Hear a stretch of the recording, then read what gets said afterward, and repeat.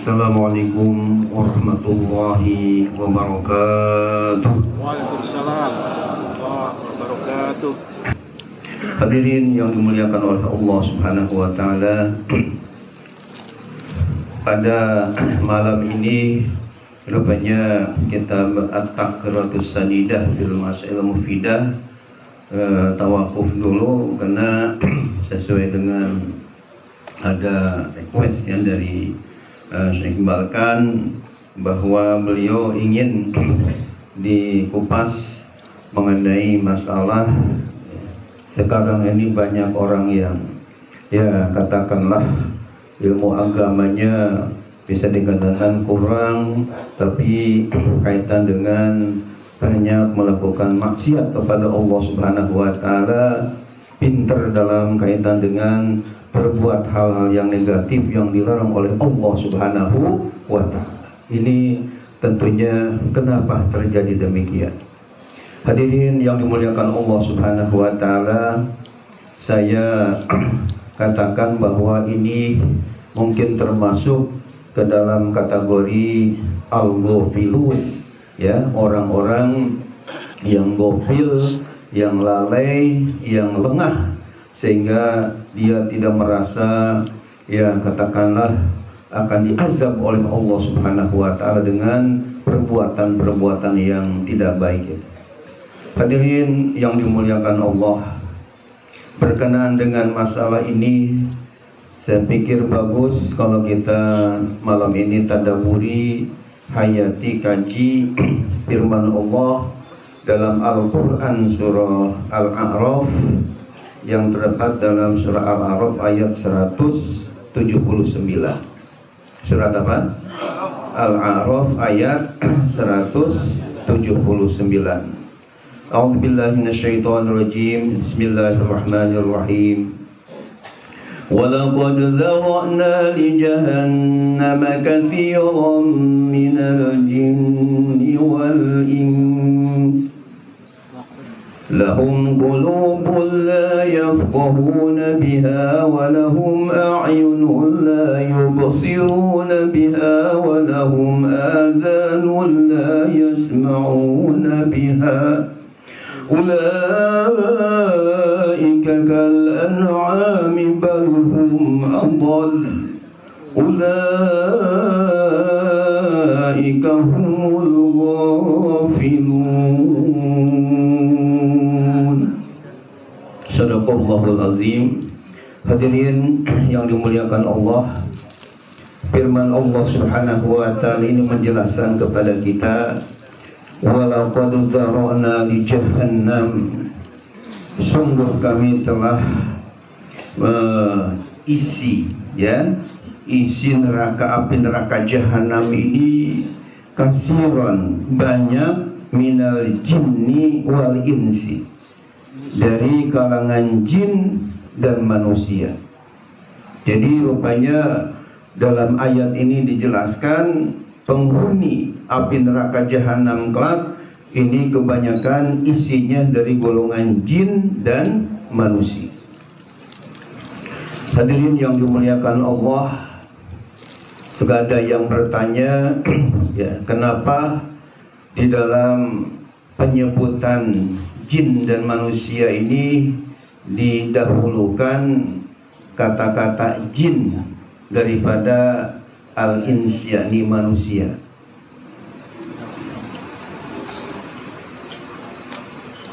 Seperti di dalam Al-Quran surah Az-Zariyat ayat 56 juga Allah berfirman, wa ma khalaqtul jinna wal insa illa liya'budun.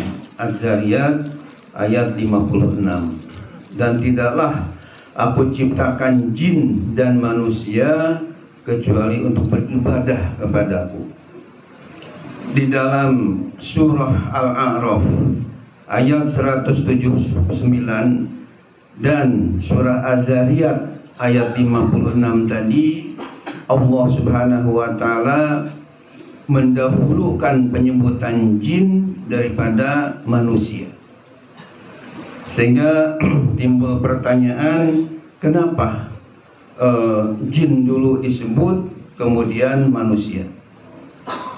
Hadirin yang dimuliakan Allah, menurut ahli tafsir mengenai penyebutan jin kemudian manusia bukan artinya jin lebih mulia daripada manusia, akan tetapi Allah menyebutkan jin dulu baru manusia, ini hanya untuk mengungkapkan atau mengisyaratkan tentang tertib penciptaan.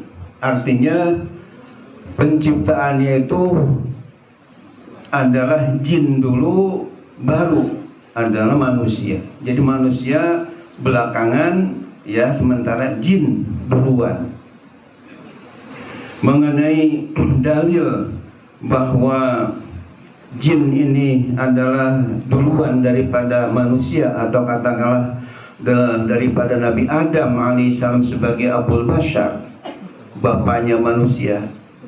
Ini bisa dibaca dalilnya dalam Al-Quran surah Al-Hijr ayat 27. Surat apa? Al-Hijr ayat 27. Allah subhanahu wa ta'ala berfirman, wal janna khalaqnahu min qablu min naris samum. Artinya wal janna, dan kepada bangsa jin, khalaqnahu, kami telah menciptakannya min qablu. Min qablu itu artinya min qabli, sebelum daripada Nabi Adam alaihis salam. Ya, mungkin di antara hadirin ada yang bertanya kenapa jadi min qablu? Apakah Al-Quran ini tidak sesuai dengan ilmu tata bahasa Arab? Karena biasanya kalau setelah min ini, di mana min ini sepakat ulama ahli tata bahasa huruf jar, kenapa enggak min qabli misalnya? Tapi ini min qablu di dalam Al-Quran surah Al-Hijr ayat 27. Ya, padahal min ini huruf jar. Di dalam Ajrumiyah, kitab nahwu yang paling rendah, di situ dikatakan huruful khafdi wa hiya min wa ila wa an wa ala wa fi wa ruba wal ba wal kaf wal lam. Ya, jadi min ini huruf, salah satu huruf jar yang menjarkan. Di dalam Alfiyah bab huruf jar kita temukan ada bait haka huruf jar wa hiya min ila hatta wala anda syafi'an ala munduhu bala mukai wawun wata wal kafu wal ba wala ala wa mata, 20 jumlahnya. Jadi min ini adalah huruf jar. Contoh dalam Al-Quran, subhanalladzi asra bi'abdihi lailam minal masjidil haram. Tidak minal masjidul haram, tidak minal masjidal haram, tapi minal masjidil haram. Kenapa dikasrahkan bi-nya, dalnya? Oh, karena ada huruf min. Nah, pertanyaannya kenapa di ayat tadi min qablu min narisa didomahkan, ya, lamnya?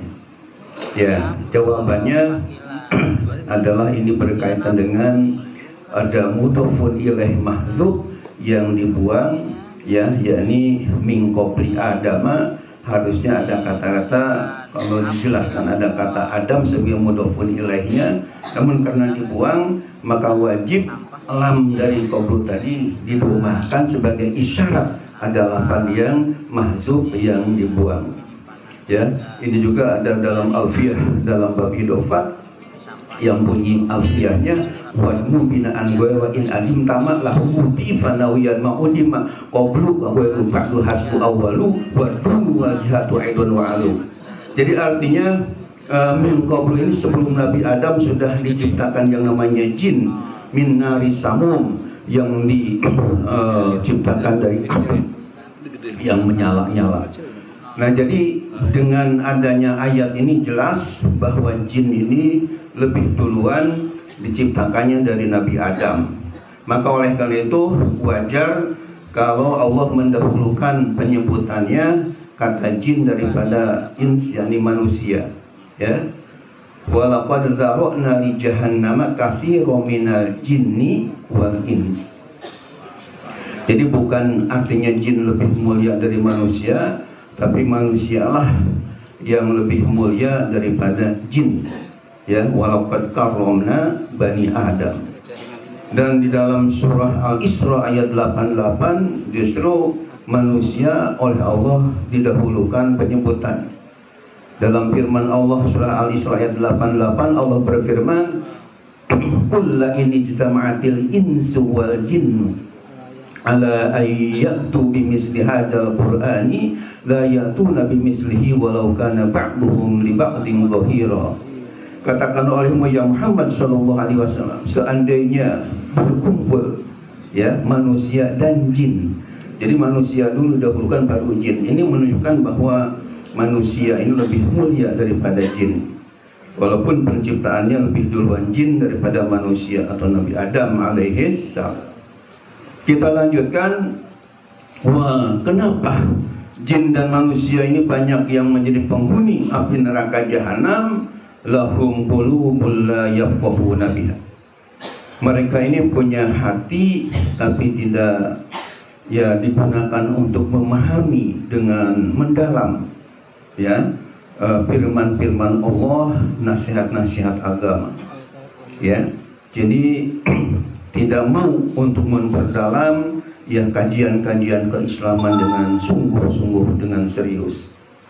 Walahum a'yunun la yubsiruna biha. Mereka diberikan ya mata atau penglihatan, tapi sayang penglihatannya itu tidak digunakan untuk melihat kebenaran-kebenaran.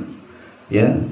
Jadi makanya justru pakai maksiat, tidak dipakai untuk melihat kebenaran yang diajarkan oleh Allah dan dikemukakan oleh Rasulnya, yang dibawa oleh Rasulnya Rasulullah Sallallahu Alaihi Wasallam.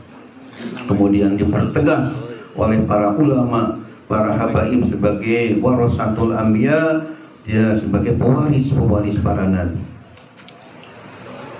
Lalu Allah melanjutkan walahum azanun la yasma'una biha.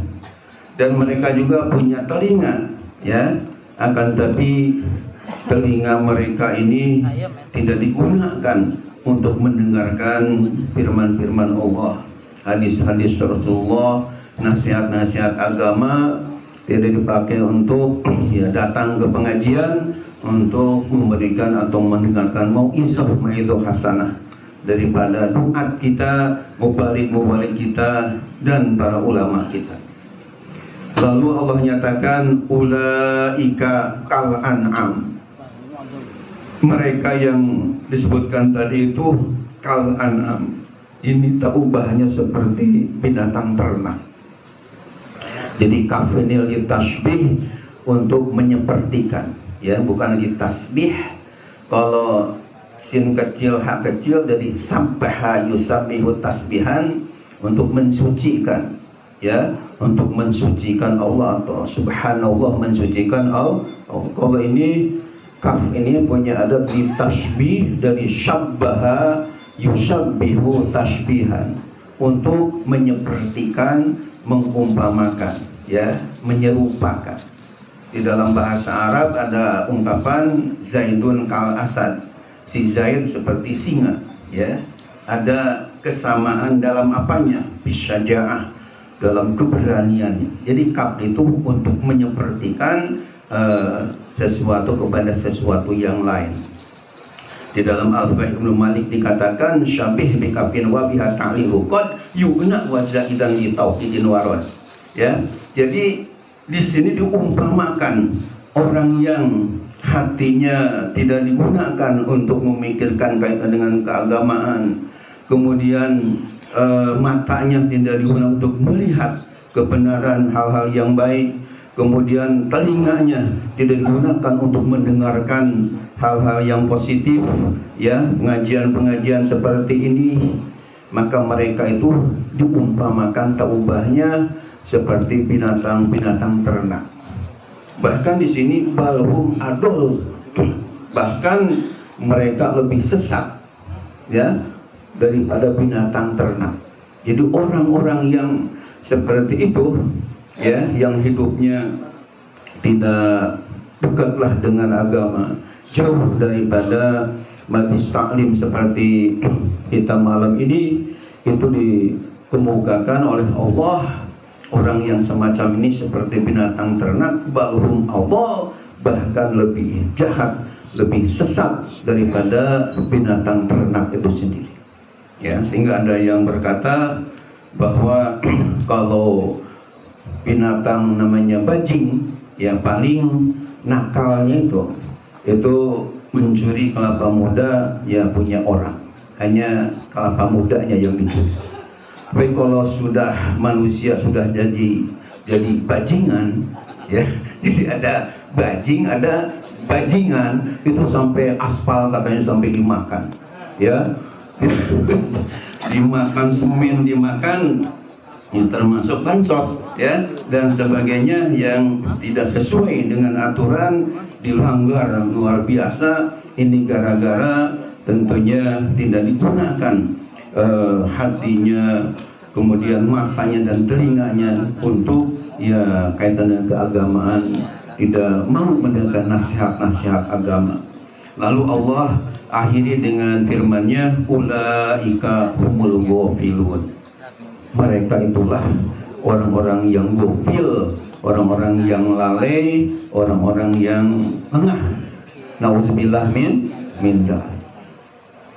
Supaya jangan sampai gofilin, ada seorang ulama, ya, namanya Abu Lais Muhammad Nasr As-Samarqandi, ya, mengarang kitab yang diberi judul Tanbihul Ghafilin. Tanbihul Ghafilin artinya mengingatkan. Tanbih itu dari nabbaha yunabihu tanbihan, memperingatkan kepada orang-orang yang hidupnya lalai. Itu kitabnya cenderung membahas ilmu tasawuf, ya. Dan sebagai informasi, kitab Tanbihul Ghafilin ini karena bagus isinya, cuman di dalamnya ada hadis-hadis yang dhaif, bahkan ada yang maudhu'nya, sehingga saya berusaha sedang, bahkan insya Allah sudah mau jadi, ya, telah mengikhtisarnya dengan diberi nama Rawdatul Ulama'il Amilin Mukhtasar Tanbihul Ghafilin. Sudah 500 halaman lebih itu kita tulis. Dan kalau di Tanbihul Ghafilin aslinya tidak, ketika menyebut ayat Quran tidak menyebutkan nama surat dan ayatnya. Saya di dalam Mukhtasar itu kita sebutkan, cantumkan nomor, ya, nama surat dan nomor ayatnya berapa, sehingga untuk memudahkan kepada yang baca. Kemudian tulisannya kalau di aslinya agak kecil-kecil sehingga capek membacanya. Nah, saya tulis yang gede-gede kayak Riyadhus Shalihin, sehingga yang sudah sepuh juga insya Allah tidak capek untuk membacanya. Kemudian hadis-hadisnya, yang hadisnya di situ tidak ditahrij, ya, tidak disebutkan rawinya siapa, akan tapi kita berusaha hadis-hadis yang ada di Tanbihul Ghafilin kita kasih catatan kaki bahwa ini hadisnya riwayat Bukhari atau Muslim, Abu Dawud, Tirmidzi, Nasai, Ibnu Majah, dan seterusnya sesuai dengan yang kita teliti dan kaji, ya. Mudah-mudahan tentunya ini menjadi amal soleh sehingga betul-betul bermanfaat, insya. Ya, doa dari semuanya, doa dari para kiai, para habaib, mudah-mudahan usaha yang sangat mulia ini betul-betul dimudahkan oleh Allah Subhanahu wa Ta'ala. Dan kata-kata yang ghaib yang agak jarang digunakan sehari-hari kita berikan catatan kaki, sehingga mudah-mudahan dengan adanya penjelasan-penjelasan memudahkan juga untuk memahami. Hadirin yang dimuliakan Allah Subhanahu wa Ta'ala, demikian mudah-mudahan apa yang disampaikan kita ambil manfaatnya, dan mudah-mudahan kita tidak termasuk orang yang ghafilun, orang yang lalai dari agama, insya Allah. Terima kasih atas segala perhatian dan mohon maaf atas segala kekurangan dan kehilafan. Wallahul muwaffiq ila aqwamit thoriq. Wassalamualaikum warahmatullahi wabarakatuh. Salam.